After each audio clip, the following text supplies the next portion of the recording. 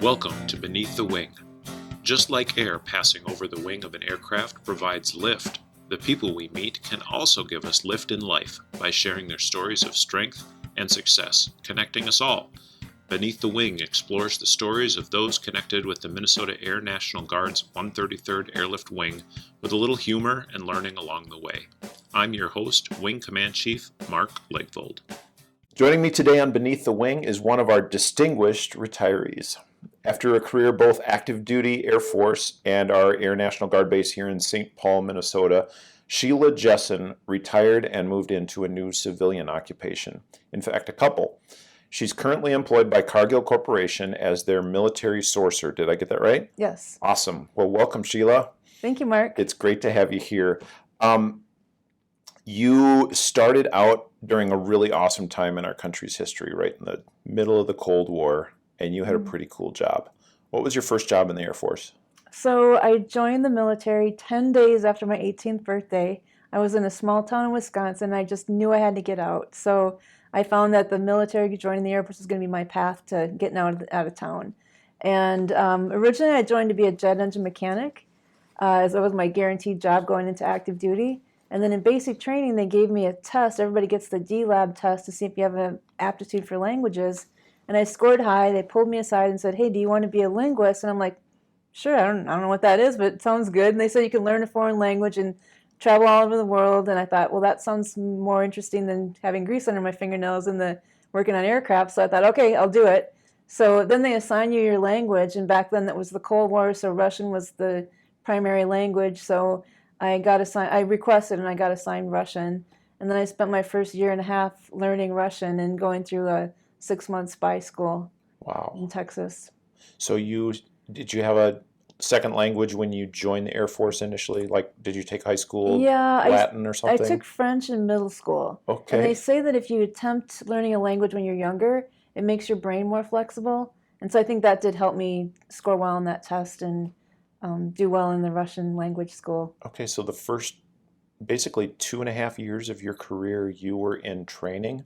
It was about a year and a half. Year and a half? Yep. And then where did you go? And then I went to Eielson Air Force Base in Alaska. So that was quite a switch. Very interesting to be able to live in Alaska for a couple of years. And that was an airborne reconnaissance unit. And so we flew specialized cargo planes along the borders of Russia collecting data. And you were up there listening? I wasn't allowed to fly because women weren't allowed to fly back then. It was deemed a combat mission. And so I was one of the first 3 women assigned there to do the groundwork, to translate everything after they brought the information back. So basically the plane would fly along the border, record a bunch of stuff, and then you sat someplace nice. Decipher it. Oh my goodness.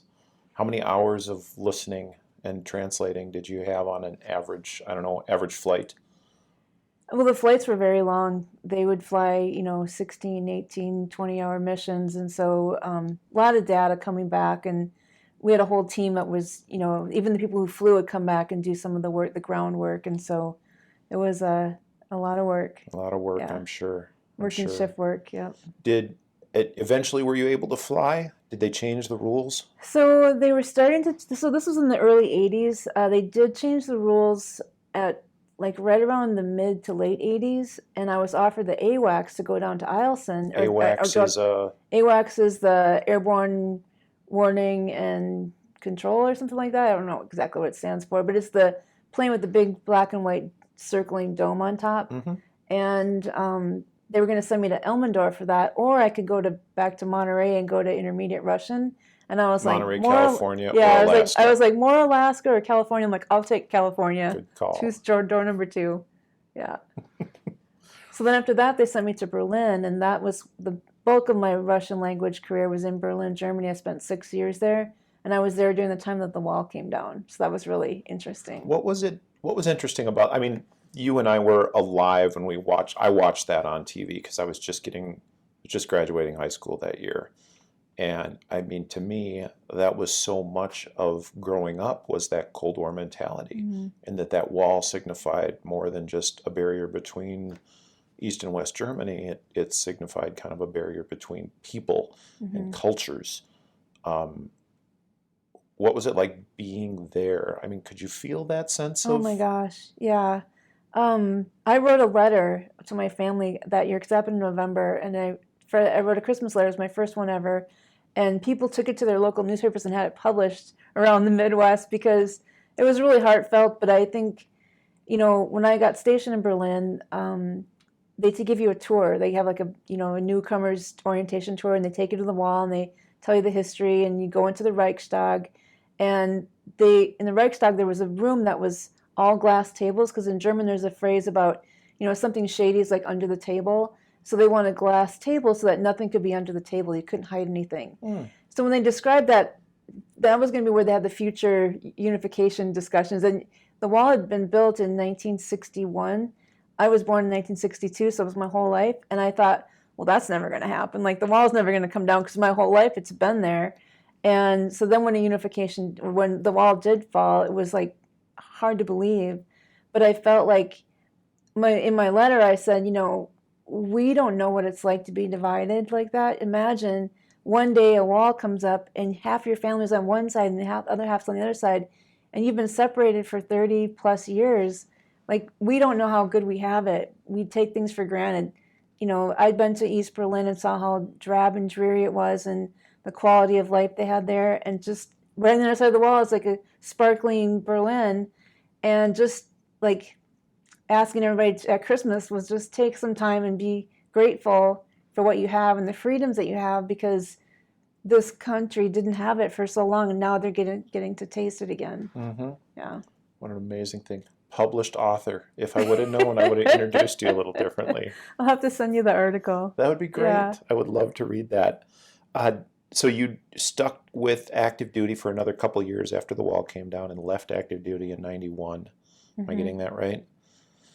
Actually left active duty in 88, but I stayed in Berlin and I got a defense contractor job. So I ended up staying in Berlin until after 91. And when the wall came down, my job was, kind of doing some spy work around the Russians. And when they all went home, my job kind of evaporated. So then I came back to the U.S. Can I call you a spy?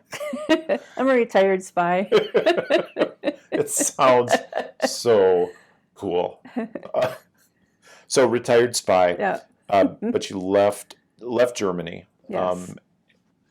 Kind of right there at that tipping point in a military career where you're right around that 9-10 years, might as well make it a career, maybe I shouldn't. What was your decision point? Why didn't you stick it out at that point with the active duty side? So when I got out in 88, I was having a lot of nowadays they call it a quarter life crisis because it was in my late 20s. But I was wondering, what is my skill sets going towards? So during the time I was in Berlin, the U.S. had been invading Panama and invading Guatemala or Grenada, and we were doing some really, I think maybe that was during the first Iraq War too, I can't remember. But anyway, the Germans were really outraged and they were calling us murderers. So I remember I was running on the base, there was a road around the flight line in Berlin, and there was a giant fence around it, and I was a chain link fence, and I was running inside the fence, and the Germans on their side of the fence were screaming at me, calling me a murderer. And I was like, I didn't murder anything. But then I'm like, wait a second, I am part of this military industrial complex. And I was starting to have second thoughts about, I know that what we do is important and has to be done, but do I want my talents to be supporting that or not? So I went to my art professor, and I'm like, I'm having all these questions. And she told me, you're having a midlife crisis, which she was dead on. And so that was what made me decide, for the rest of my career, maybe I want to put my energies into something that I could, believe in. So I was just having that, why am I here moment, right? So that's why I got out. So belief kind of drove you to make that decision. Went back to Wisconsin? Came back to Wisconsin briefly, but then I landed in the Twin Cities. And then I faced what a lot of veterans face is when they get out of the military, they come back home and they don't know anybody. And then it's like trying to build a whole new community around yourself and find a job when you don't know anybody. So I faced a lot of those initial transition problems that a lot of veterans face even today. Yeah. When you came back to I guess eventually the Twin Cities area here, you had that break in service, but then you landed back in uniform. What brought you back? that sense of community? So I never really found my niche. I would get a job as a female veteran. I wasn't taken seriously. My work experience wasn't valued. I was turned down for jobs that should have been an easy, hire. So I ended up doing administrative type work, and just like every 2 years I get bored and I get a different job. And so then I realized, I kind of miss that camaraderie. I miss the military, the aspect, And so when I looked at going back in, I met a recruiter at the state fair, an Army Guard recruiter. And so Clayton was his name. So he said, hey, you want to join the Army Guard? I'm like, well, what I really want to do is be a recruiter, because I felt like I got a lot out of the military. And I'm like, maybe I could give that back by helping other people make that decision, right? Because I got my education out of the military. I got to travel, see the world. I was doing something important. And so I'm like, maybe I can help other people find that path too. And so I ended up as a recruiter in the Army Guard for a couple of years. I joined in 1998. They gave me a chance. And then I was like, wait, what am I doing in green? So then the Air Guard had an opening over here. So then I landed here in 2000. Was it one of the questions that I've asked on the podcast here is, are we getting it right? And when it comes to how this degree of equality in opportunity for women versus men, especially during that time, you're saying that in the civilian sector it just wasn't recognized. I mean, you're a Russian linguist and a retired spy, and you're taking administrative positions that, I mean, to me that sounds absolutely ridiculous in this day and age. And then you came back to the military. Why? Because there was better opportunity for you? Yeah, part of it was just missing it, right? Like Sure. It had been part of my formative years, and I kind of missed it. And I also, because I wasn't finding my path in the civilian world, and I felt like I was just treading water, like not getting anywhere. I think one of my key moments when I was in that transition, when I got out in 91 and came back here, I applied for a technical writer position. I hired a headhunter to help me find the right role. And he said, this is a great role for you, and this is a great company. And when I interviewed, I had a great interview with the engineers. It was at a medical device company. And then the HR lady called him and said, she's lying, because there's no way she did all the things that she said she did. So I probably looked like I was 19, because I was really youthful looking, but I'd been in the military for 10 or 11 years with, working with the government. But she didn't believe anything that I was on my resume or what, I had said I did. And rather than just like saying, well, screw that company, I'm going to go find something else, I just gave up. I thought, well, that door is closed. And I wonder sometimes, would I have made that decision if I'd been a male? Would I have just gone, I'll apply again somewhere else? But I just didn't. I don't know why. I wonder, why did I take that no as like, no, this is not the path for you at all, instead of just like finding another application, So now you've made that transition after retiring successfully out of the military and having a brilliant and successful career out here. You went back to the civilian sector. Is it better? I think it's better. I think there's a lot more support now for hiring veterans. And I think women veterans still have a little bit more of an uphill battle internally and externally.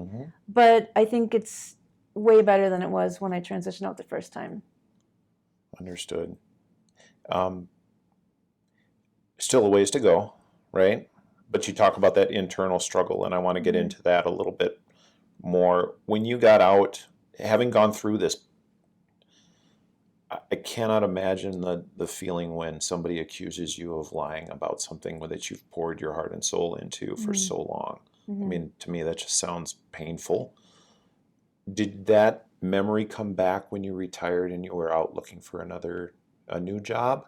Did that motivate you in one way, or did it discourage you in one way? How did that experience shape your transition into the civilian sector the second go around?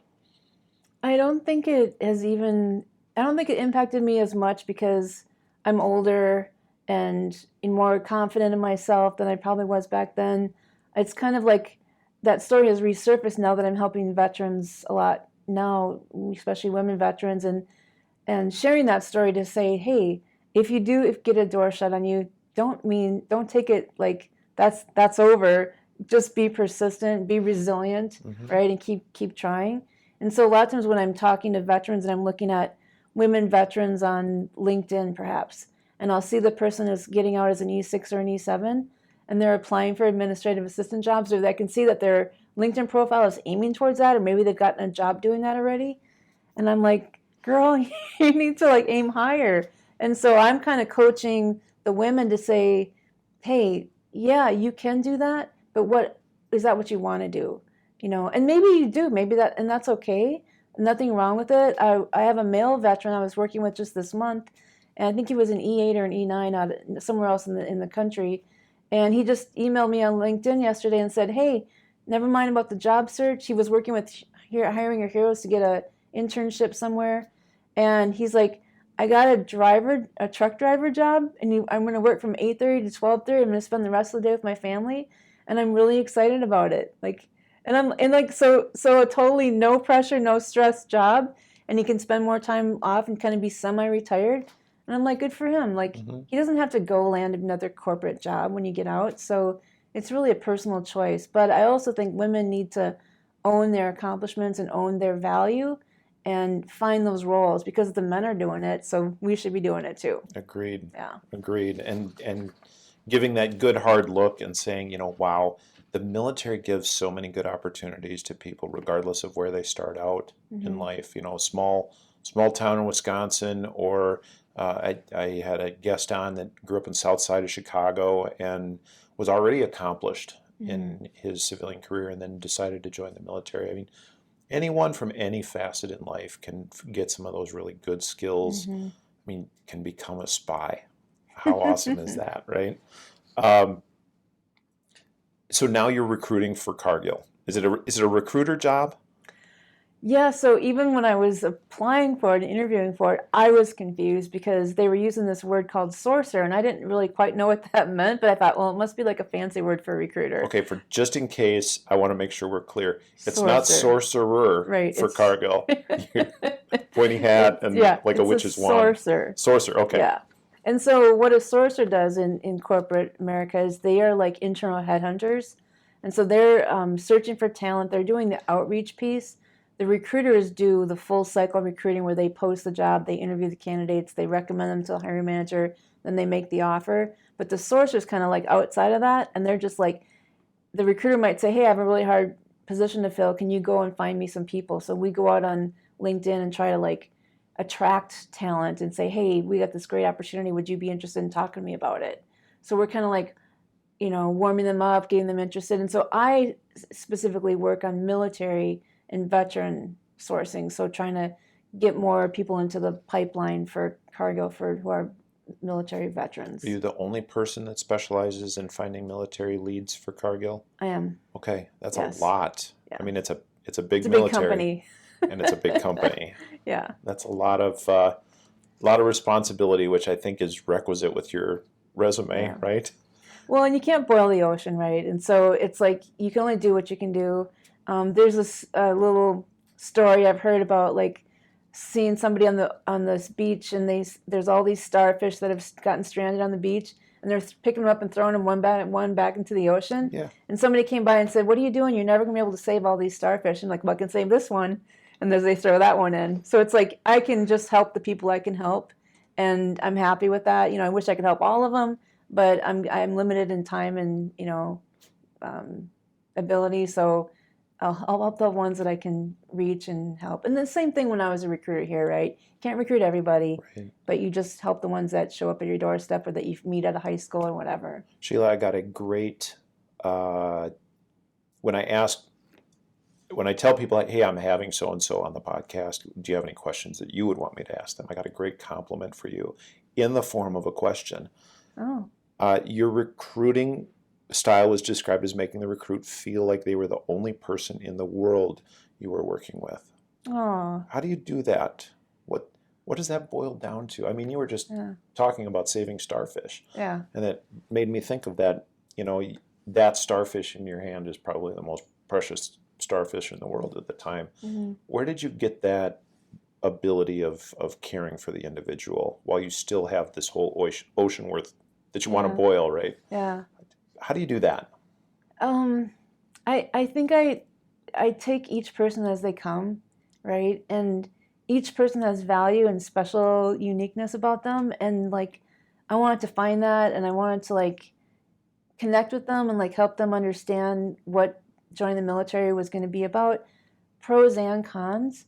And I always felt like if I was giving them a full picture, then they would be joining for the right reasons. And if they join for the right reasons, you're going to have a happy troop out here, right? And you're going to have good morale. And if what I tell them is something they go, oh, that's not going to fit for me, then I'm like, good, don't join, please don't, right? And so I felt like I was more focused on the person than the numbers, right? Because if I was focused on the numbers, then I would be pressuring you and like, oh, I got to get this person in, and you wouldn't feel like they really cared about you. You'd feel like I only cared about a number. But I really actually truly did care about the person. Mm-hmm. And if it wasn't right for them, I would be happy if they didn't join, right? Because it wouldn't be a win for the wing either, right? Because if I trick someone into joining and then they're really unhappy, then you've got all kinds of new problems. Mm-hmm. You don't want to work with somebody who's unhappy or thinks that recruiter tricked them. And so I think it was really just that, being authentic and being focused on what's right for the individual, not I got to get a number today, right? Yeah, that has translated and infected the culture that we have out here at the wing. I mean, this is a place, it's a good organization. It has 1,200 people in it. Mm. And of those 1,200 people, many of them who are now old folks like me, mm-hmm. They were recruited in by you and made to feel that way on their first steps on their journey out here. How many people do you think you've impacted? So I believe I've recruited over 600 people into this wing. So half, and of course some left and didn't stay around, which is fine too. Even my own nephew, he served 9 years, and then he said he got a good growing career at a big corporation, and he said, I think I'm going to focus on that. I'm like, yeah. I'm like, you did more than most, right? Mm-hmm. You signed up, you served, you deployed. You have nothing to be embarrassed about by leaving. Right. So yeah, well, that's great to hear, and I'm so proud of the people that are out here that I helped recruit, and I'm just like honored that I got to be their recruiter. Yeah, I mean, even the questions that I got from people that said, "Oh, you're fantastic, you're interviewing her," because they just think back of how you taught people how to treat people when they come into our organization. Is that something you've been able to carry into Cargill? Yeah, definitely. I mean, obviously my style of recruiting hasn't changed. I'm going to continue to be the same person I am, and so I think that, when I talk to somebody, like I'm working on a program right now helping veterans get into manufacturing. And, I'll call up somebody and they'll say, oh, I'm heading to Pittsburgh. And I'm like, oh, I don't have anything located in Pittsburgh. I can't help you join Cargill. But hey, as long as I got you on the phone, let me tell you a little bit about how to use this tool to find a job in Pittsburgh.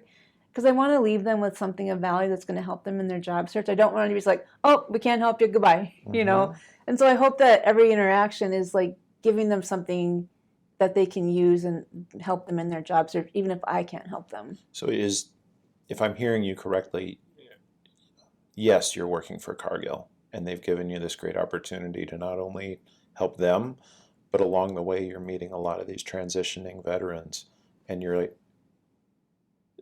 giving them some tools and some skills to help them beyond the company that you're serving. Mm-hmm. Is the company's value or the organization's goals or mission or vision, does that fit?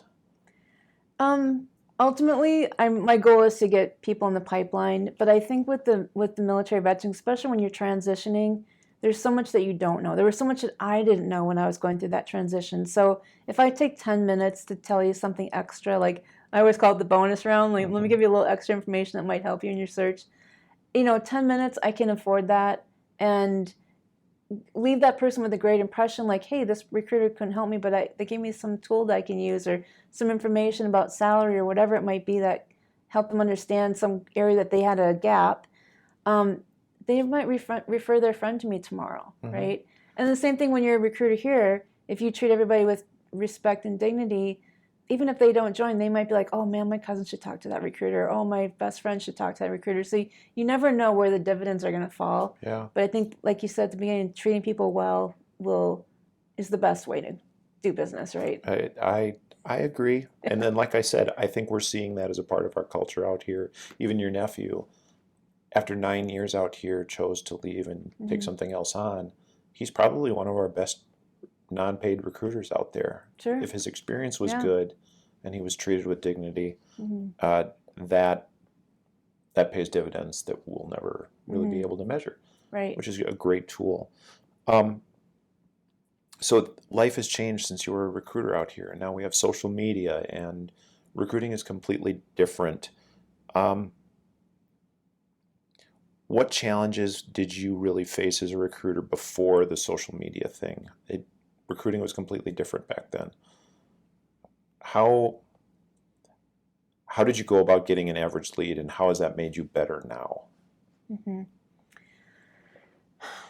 You know, because I worked for the Army Guard as a recruiter and in the Air Guard as a recruiter, I got to see both sides of the fence, right? Mm-hmm. And so the Army Guard really was more about canvassing, cold calling and going to your schools every month and seeing a kid in the mall and stopping him, whatever it took, right, to get your numbers. In the Air Guard, just because, we're lucky, people want to serve in the military, hopefully they gravitate to the Air Force. So it was a little bit like fishing out of a bucket to work here. So I don't know if,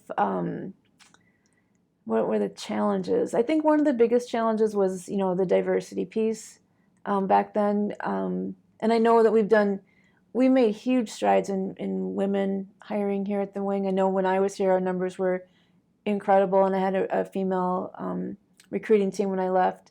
That helps, I think. And also having diverse, it's kind of like you have to see it to be it, right? And so I know that you have a diverse recruiting team now, and I think that's important. But we were just kind of getting our feet wet and like doing the outreach. So we did a lot of summertime activities because we go to every festival and carnival in the city. So I think one of the personal challenges was it took up all your time in the summer. Like every weekend, we had to go to an event. Whereas in the Army Guard, they had 100 plus recruiters. They may only have to do one a month or one a summer. Mm-hmm. But on my poor team, we were doing something almost every weekend. So that was a big challenge. And you were still fishing out of a bucket. Yeah. We didn't really need to go to those events to get the numbers, but we needed to go to those events to increase diversity. So it was important, but it was very challenging personally as a recruiter to have to give up all your weekends. Right. Because the goal wasn't to get the numbers in the door. The goal was to change the way our force looked. Yeah. Why is changing the way our force looks important? Well, I think we're a state organization. We want to reflect the demographics of the state. And I think that, even in corporate America, having a diverse team brings diverse ideas. And so they have research that shows that a diverse team is more successful. Mm-hmm. And so I think, obviously that's important in the military too, to be the most successful. And I also think that even though the wing is kind of a legacy organization where a lot of people's kids and nephews and nieces and sons and daughters and granddaughters join the Guard, we also need to bring in those families that never have any history of military service because they have the same rights to the benefits, the educational benefits. It's a leg up for a lot of people that are, at that level where they don't have the family resources to pay for college. And so I think it's the right thing to do, right? Agreed. Yeah. We've just passed or we're about the time of the difficulty we had last summer out here, where suddenly the entire military was mobilized mm-hmm. and sent to downtown Minneapolis and downtown St. Paul.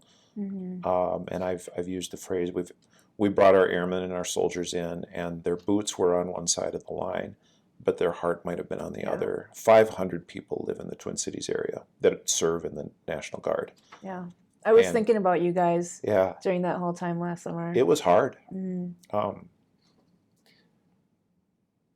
And so when you talk about having a diverse force and why that is important, I couldn't think of a better articulation of why it's important than those challenging days that we had last summer. Mm-hmm. When you were in your military career, did you ever think that was a purpose of our National Guard? To do like civil unrest? Mm-hmm. I think when I would talk to recruits, I would talk about the legacy of the Guard and that we started in 1666, so we outdate the country. Mm-hmm. And I think what's interesting is that in 350 plus years, the Guard is still relevant, but our missions change, right? And so that's okay. It is difficult when it is a situation where the society is split, but I think that when I saw the Guard come in and things settled down and they stopped burning the city, that was a good thing.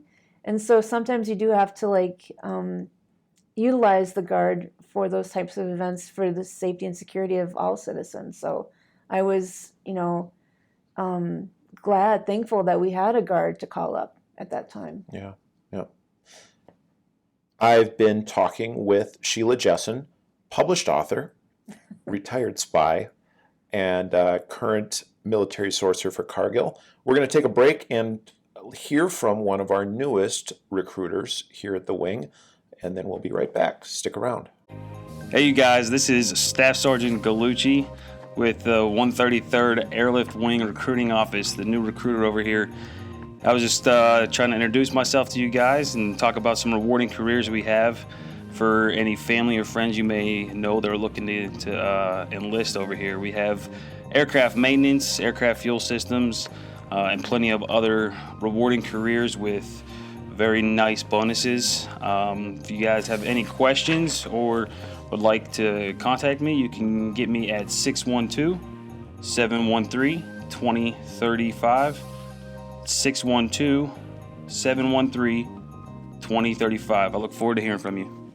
Welcome back. I've been talking with Sheila Jessen, one of our distinguished retirees here from the 133rd Air Wing, and we've been talking a lot about recruiting and bringing new members into a career, whether it's with Cargill Corporation, where she is a military sourcer, or into the military and talking about people's opportunities that they're given when joining the military service. I have been told, Sheila, that you are not a morning person. Is that true? That's true. So how do you get up in the morning and get yourself motivated? After a career in the military where it's like we do more before 4 o'clock in the morning, that great commercial from the Army, how did you motivate yourself to get up in the morning and do when you're just not a morning person? Or was it just, I just have gotten sick of waking up in the morning and now I'm declaring it, I'm not a morning person now. You know what's funny, Mark, is that when I was a kid in middle school, I was a paper girl. You delivered papers? I delivered newspapers before school. Oof. For like 4 years. So like from middle school and then a little bit into high school. And so I always say that I used up all my early mornings when I was in school. So I can do it. And, of course, in the military, when I was on active duty, it's just you have a schedule and you meet that schedule, no big deal. You're used to it, basic training and onward. When I joined the Army Guard, the funniest thing was I didn't know what time that they would make me start, but I'm like, it's the Army, so it's probably like, dark 30, right? And so, but I didn't want to ask because I didn't want them to think that was a consideration. And then when I got hired and they said, okay, well, what time should I come in? And they said, well, whenever you want. And I'm like, yes.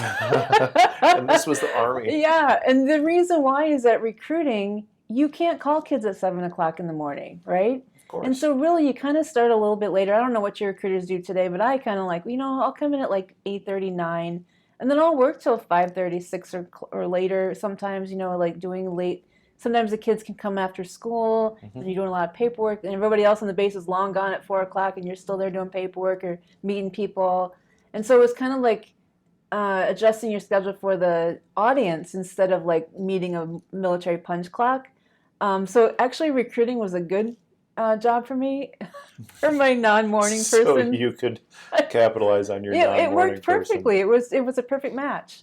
Perfect. Yeah, and so I think that's fine. And now that we're doing COVID, I've been working from home since last March, and I'm still working from home, so I don't have to like get up extra early to get dressed and go somewhere, and so it's working out good right now too. It is kind of nice. I took the opportunity during our year this past year and tried to do this type of job, which is very people-centric, from home. And I took one day where I teleworked and set up the office and took took digital meetings, and as an old person out here to try and do that, I learned a lot about just being self-motivated.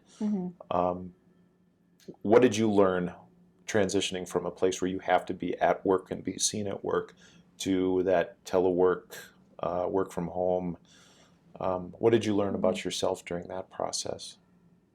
I think it was a pretty easy transition for me. I think I was, more fearful about the pandemic than I was I'm so thankful that I had the ability to work from home. So any inconveniences or different ways of learning, different ways of working was fine. My job is primarily talking to people on the phone all over the country, and so I don't really need to be sitting in an office at the corporation to do that job. You do miss out on the teamwork aspect and getting to see your coworkers in person, but I have members on my team who live in California who I've never even met. And so we work together very well. So I think that the pandemic has allowed corporations to realize that there's different ways of doing work. And if you don't need somebody to be in the office, maybe they don't need to even move to Minnesota. And so it also allows for maybe more diversity and inclusion in your hiring practices, because a lot of people don't want to move to Minnesota, right? And so now you can recruit somebody from Atlanta and say, just stay there.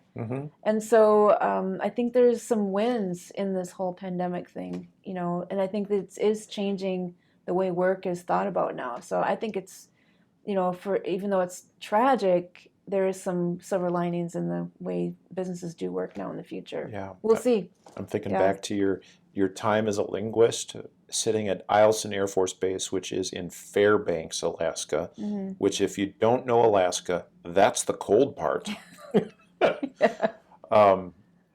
And now that kind of work where you weren't on the plane and you were listening in a box after they got back, that probably could have been done in Atlanta. I think it might be or California. I think it is being done that way now. It just makes better sense, I guess. Yeah. Amazing. Things have come so far when it comes to the way corporate structure is made up and people are able to work from different places, even in the military. Now we're seeing, I just spoke to a young man yesterday who's working in communications, and he's in the military, and it's a telework schedule. Wow. And to me, that just seems so weird. I've always been in a have to be here kind of job, whether it was, as a firefighter, you can't telework firefighting, and you can't telework security, or police, law enforcement. But so much of what we do in the military is changing. Okay, so usually in the second portion, we shift gears a little bit and have a little bit of fun, talk about people not being a morning person, and that usually works. So let's do some quick questions. Okay. These are short answers, not a lot of thought given. Just a quick one-word answer. You ready? I'm ready. Favorite 80s hair band? Queen. Most unique plant in your garden? Angel's trumpet. Best thing about living in Germany? The beer. Best thing about living in America? Freedom. Corn or soybeans? Corn. Movie that made you cry? Oh, God. I can't think. All of them. I can't think of one. Okay. You cry at all of them? Probably. Yeah, we're both emotional people. I think that's fair. Okay. Tell me about the most unique plant in your garden again. Angel's trumpet. Why? So some people out here know that I had brain surgery, and that plant caused me to discover that I had a brain aneurysm. So that's a whole nother story. But because of that, I grow that plant every year. It's poisonous, right? It's poisonous, yeah. Tell me how that plant saved your life. So I used to work in a greenhouse part-time, and I always grew, I have all the unique, interesting, cool plants. And this one, gosh, it's kind of a long story. How can I shorten it? Somehow, when I was plucking the dead flowers off the plant, I got the juice of the plant in my eye when I was mowing my lawn, because it was a really hot day in August. I was working in the garden, And I had to go out to the state fair that day. And when I went inside to put my contacts in, I saw one of my eyes was dilated, and I was like, whoa, that's weird. So I called the VA, and they said, you should probably come in right away. It's like kind of an emergency situation when one eye is dilated and the other one isn't. But I didn't know that the plant had done it. So I went in, they did some tests and CAT scan, and I said, I did touch this poisonous plant. So they looked it up. It turns out that plant has a toxin that paralyzes the smooth muscle of your eye. So they're like, you're fine. Just a temporary situation. It'll go away in a couple days. Go home. You're fine. I was like, whew, good, So the next morning, I got a phone call, a voicemail, and it said, yeah, we got your CAT scan results back, and you have a brain aneurysm.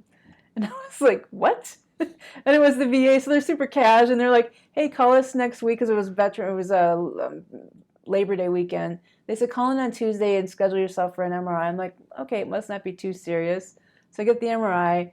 They say you have a brain aneurysm. And so Doc Hamler got involved, helped me find a really great brain surgeon. And so a couple months later, I was having brain surgery. But if that wasn't for that plant, I never would have known. I was walking around with a ticking time bomb in my head. So that plant saved my life. And the name of that plant is Angel's Trumpet. And it's just like, it kind of gives you chills to think about that plant gave me the alert that I had a serious problem. I was just thinking about this angel on your shoulder blowing a trumpet in your ear. Hey. So, and I mean, I have to say, the wing and the air guard was so gracious to me during that time. I was out for 5 months, and the general at the time, General Casalter, sent me a letter saying, Sheila, just get better. Don't worry. We got you. And so I had the time to heal and not be worried about my job or getting back quickly. So I was so grateful and so thankful for how I was treated during that time. So thank you to the wing. Mm-hmm.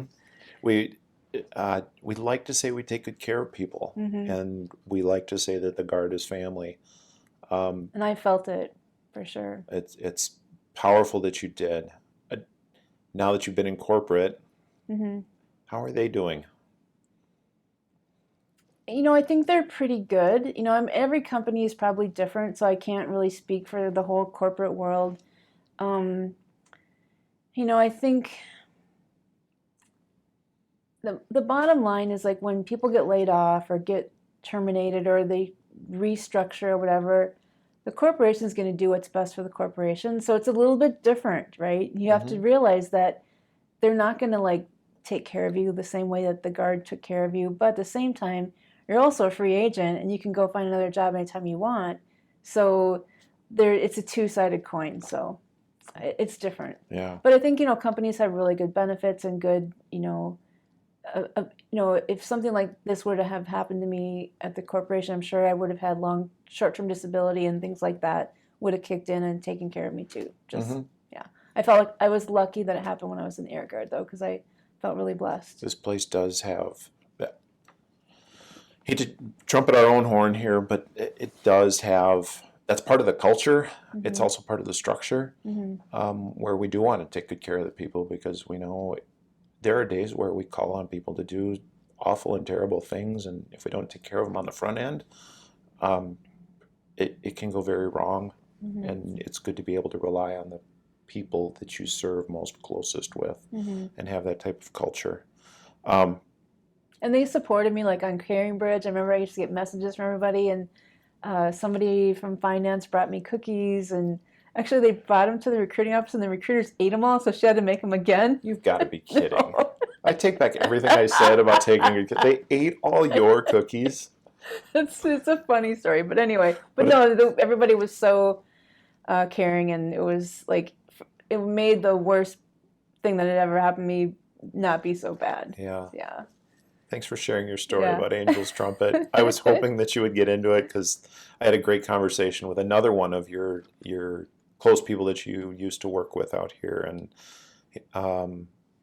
it wasn't sure if you were willing to share that story. Yeah. So and thanks Doc Hamler too, because I may not have had such a good surgical outcome if he hadn't lined me up with the best brain surgeon in town. So that was another blessing that came from the Guard too. Yeah, we work with some really amazing people, and for those folks that aren't familiar, Doc Hamler, who you're speaking of, used to be a part of our organization out here. He's also very well established in the civilian sector in medicine. Yeah. So knows.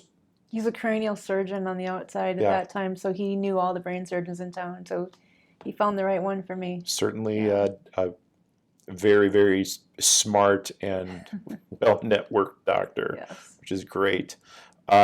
He was also a groundbreaking individual out here, first African-American general officer that we had in the state of Minnesota. So I'm getting to that. You got a degree from the University of Maryland Global Campus back in 1989, before online learning. How did you do that? So when I was stationed in Berlin, I had a supervisor who really wanted to get all of his troops educated. So every semester he'd bring the class list in. So University of Maryland had classes overseas, and they were nighttime classes for adult soldiers and airmen. And so I was like, I was having too much fun. I was in my 20s and I was on active duty and I was just having a good old time. And but he would be like, "Come on, what class are you going to take?" So I'm like, "Oh, I'll just appease this guy and I'll sign up for a class or two." And then I found out, I kind of like this. So he got me hooked. Like, I don't know if I would have gotten my degree if this sergeant hadn't encouraged me nonstop to take a class. And so then I was able to get my education almost completed before I got out of the active duty, because I was taking classes at night and I was having to go TDY, so you'd have to make arrangements with the professors, like, "Hey, I'm going to be gone for 3 weeks and I'm going to miss this test," or whatever. So we were able to work around it. They were serving the military population, so they were pretty flexible. But yeah, it was I was going to school 4 nights a week, sometimes Saturdays too, for 2 years straight to get it done. So it was a sacrifice, but I think it's good to make those sacrifices when you're young, because then you're going to benefit from it later. So I'm glad that I knocked it out of the park and got it done. It cuts into your German beer drinking time. It did, yeah. I had to get serious and study. Yeah. Your degree is in Russian? Russian. And so they had courses in Russian that you could take there at campus with a live professor? So yes, I did have a Russian professor there. She was an amazing lady. She was hired. She was an American employee at Spandau Prison, where Hess was still alive, and so they had a Russian, German, French, and English translator there. So she was the American translator, and she spoke fluent. So she was like the English to Russian translator. Her Russian was impeccable. I mean, just amazing. And then the Russian interpreter at that school, or at that prison, they were these old men. And every time she'd make a mistake, they'd say, "Oh, you said that word wrong. Oh, you didn't use that word right." So they were little did they know, but even though they were picking on her, they were fine-tuning her. So her Russian was getting better and better as she worked there. And so she was my professor over there. So one of the things that she made us do in our course was she made us study Shakespeare in Russian. And apparently during the Soviet era, the best literary writers were too afraid to write their own works because it was dangerous.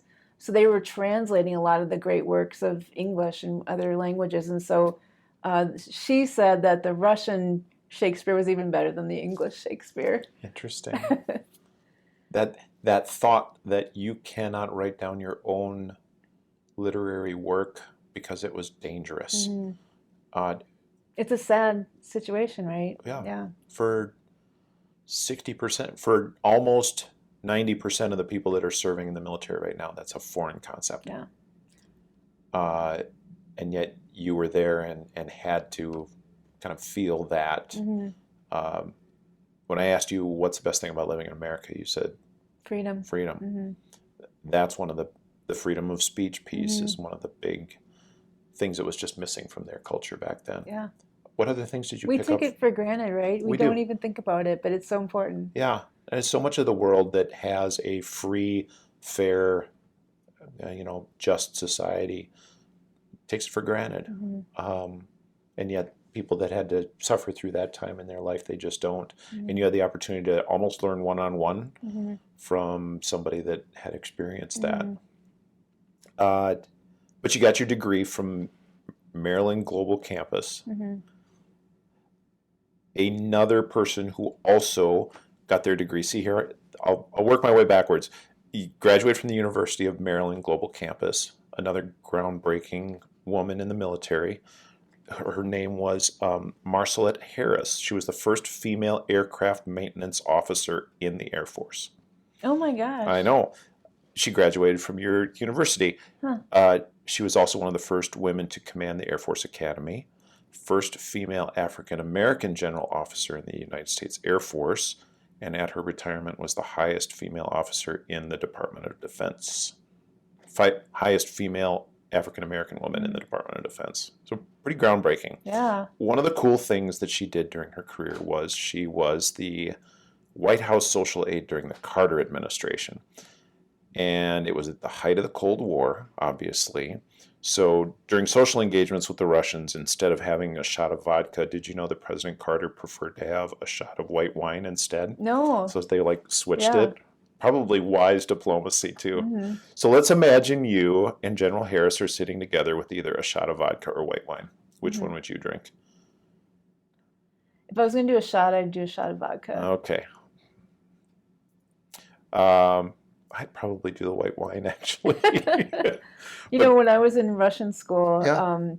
our teachers were, at the military schools, our teachers were Russians. So Yeah. when I went through in 1980, 81, they were all like old grandparents age. Yeah. And they would invite you to their house. So the first time it happened, this teacher, Ala, invited me and my boyfriend to her house for dinner. And I was 18, like small town, and she said, "Do you mind if we have vodka with our meal?" And I was like, I guess not. Like, I didn't want to argue or like say no. And so they had shots, like big shots of vodka, and you didn't just sip it. You chugged it down, and then she'd fill them up again. Then we'd have another one. So by, the time you were done with your appetizer, you were toasted. Oh my. But the Russian got a lot better, because then you were like uninhibited to speak your Russian better. So it was a fun night, but it was like, after the night was over, my boyfriend said to me, "I can't believe you drank all those shots of vodka." I'm like, "Yeah, I can't believe it either." Oh but my goodness. that's the culture. That's what Russians do. They love their vodka, and they have a, you don't leave a half drunken bottle of vodka. You drink the whole thing. Oh my. So That makes for a tough Now I know why you're not a morning person, No. Sheila. So you and General Harris are sitting around and you're talking about groundbreaking people in the military that have transitioned into the workforce, because eventually she transitioned into the workforce. Mm-hmm. What are the top 5 or 6 things you guys, and now granted you're taking shots of vodka and white wine, so what are the top 5 or 6 things you think you guys would come up with when it comes to that big transition, especially for women moving into a life on the outside of military service? Mm-hmm. Well, I'm sure that her and I will have different stories and different notes to compare, but I think some of the things that I see is, as a woman veteran, we're kind of invisible. And there's a campaign, "I'm Not Invisible." Have you seen that? The VA has been doing this campaign. And, I've experienced it many times where and it's really frustrating. Like, I'll be at the VA hospital. I'm a disabled veteran now, and I get my care there. And I'll be sitting way in the bowels of the building, waiting to see a doctor in the waiting room. So I'm not just in the lobby. I'm like way in by the doctor, entrance. And I'll have another veteran look at me and say, "Oh, are you a medical sales rep?" And I'm like, why not just assume that I'm a veteran instead of like thinking that I could be, this woman could certainly not be a veteran. She must be a spouse or a medical sales rep. Mm-hmm. I've had the guards at the VA stop my car, and because I was trying to park in the parking ramp one time, and the guard stopped me and said, "Are you an employee?" And I said, "No, I'm a veteran. I have a women's veteran license plate on my car," for crying out loud. But it's just that it sounds funny, but it's actually really painful when that happens, because it's like, just because I'm not an old man with a hat on, like, I'm still a veteran, but nobody sees you as that, right? And so that's a big challenge, is like, do employers see you as a veteran, or the value that you bring as a veteran? Even your own family, do they understand what it means to be a female veteran? And so it is definitely challenging to be seen be invisible. So trying to like bring more awareness to that. And I think that because society thinks of a veteran as basically a man, when you think in your head, what is a veteran? What pops in your head is a picture of a guy. That women have a hard time seeing themselves as a veteran, even going and getting the services. Like at the VA, they say that not enough women are coming there to get their services because they don't think of themselves as veterans, because they're like, oh, I'm not a guy, and maybe I didn't do combat, so therefore I didn't earn it or something. So that's one of the challenges that women veterans are facing. That's 1 out of 5. Yeah.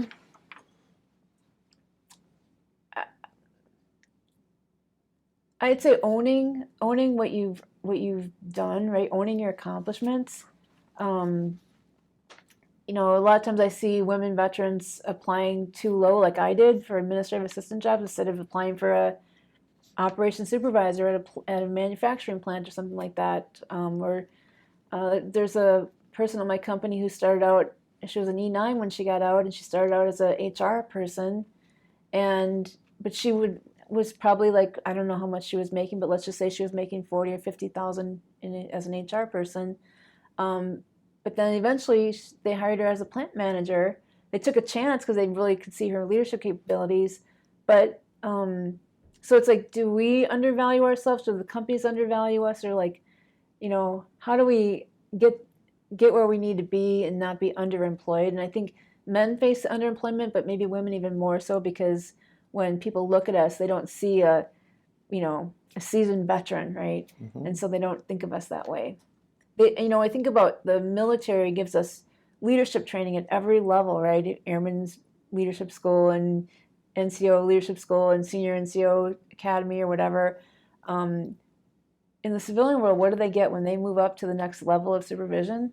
They might get an hour on how to like fill out the paperwork on supervising people, but they don't get any kind of the leadership training that we get. So it's kind of our superpower, but we don't know how to express that, and we don't know how to get civilians to understand the value that brings to them. I'm so glad that you brought that up, because one of the big questions that I have here, and maybe this comes down to number 3 in your list of things that you and General Harris would come up with.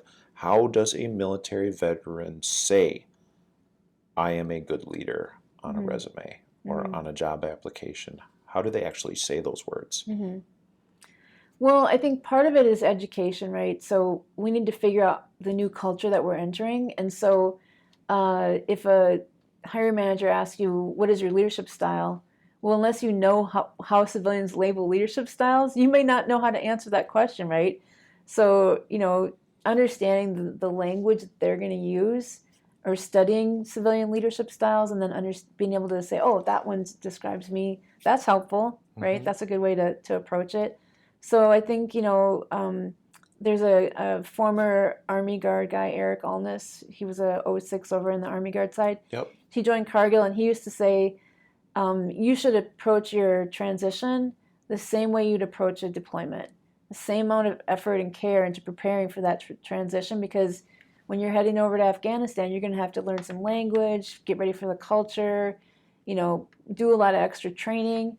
And so if you think I'm just going to float on out of here and then not prepare myself and then I'm just going to land a job, it's like you're going to get what you put into it, right? And so I talk a lot about building new muscles. So you shouldn't just wait until the day before you get out, like, oh, maybe I should start like spiffing up my resume. It's like, no, you should start 2 years ahead of time networking and preparing and learning how the process works, so that when you get to that end point, you're ready to make that successful transition. It'll be smoother. Do you think that, okay, you've told 2 stories now about 2 guys that transitioned. One was looking for a different work-life balance than the military and took that job as a truck driver and happy as a clam, because now they have that a better sense of work-life balance. The other said prepare like it's a deployment. And do you think that veterans should look up when they transition out of the military, look across for like the same status level job, or like you've said, so many just look down and take a different level job that isn't necessarily fitting their capabilities, but then eventually that company sees them and hires them as a plant manager? What's the right approach? I think the first step that a lot of people skip is, what do I want to be? What do I want to do? taking that time for introspection, because sometimes they're just like, I need a job, and they start applying for jobs. And then they get a job and they're like, I don't like this. It's not a good fit. And so I think taking that extra time to like think about who do you want to be. It's a great opportunity to reinvent yourself. Maybe you've been in logistics your whole military career, but you don't like it. Well, why would you want to go do that again, right? And so thinking about what will make you happy, how do you want to spend the next 10 or 20 years of your life, and like maybe you need to take a 90-degree turn and do something different. Or maybe you really like what you're doing and you want to continue it, and like, I need to network and find out who's doing that in the civilian world and start figuring that out. But I think unless you take that little bit of extra time to like do some introspection, you're going to be just flailing around trying to like just get a job that pays you some money, but you're not really going to be fulfilled in it or find your niche, right? So again, take some time and put some work into what you're going to do on the next step. Are you happy? Am I happy? I'm very happy. Yeah, I feel like I'm blessed to be in the position I'm at. I worked for a company. I think when I was making my transition, when I was doing that introspection, I was like, okay, I want to find a company that has a good mission, right? Because I love the mission out here, right? When I talk to young people, I could tell them about the mission. Our mission is a C-130 unit. We do aeromedical evacuation. We do humanitarian stuff. We do troop transport and equipment transport. We're not part of the fighting game, and not that there's anything wrong with that, but that's just not our role here.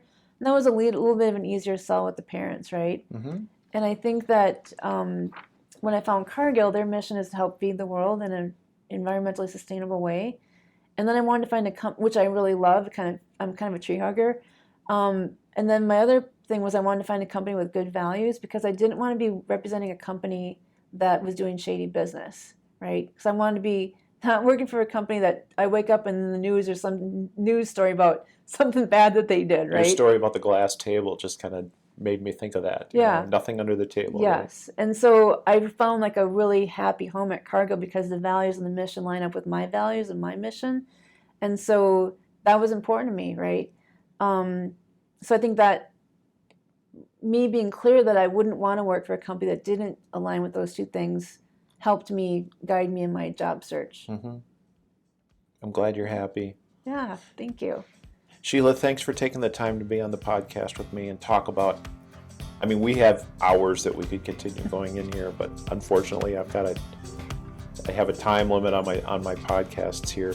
But the heart and the soul and the values that you brought to your job out here, like I've said, I mean, over half our wing has been impacted by you. Thanks for making such a good impact on our wing and continuing that impact with veterans that you're working with now, especially in your civilian career. So I appreciate you being on the pod with me. Thank you, Mark. Thanks for inviting me. Absolutely. It's been my pleasure. Hey, I hope that you join me again on another fascinating podcast for our next go-round. And until then, take care.